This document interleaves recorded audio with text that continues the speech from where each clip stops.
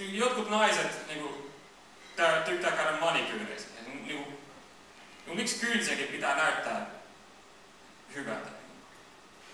Luuletko jotkut naiset vaan silleen, saa poikaystävän, niin niillä on vitun pantavat kynnet. Onko se joku jätkä ikinä, se oli vittu katsottu noilla kynsiä?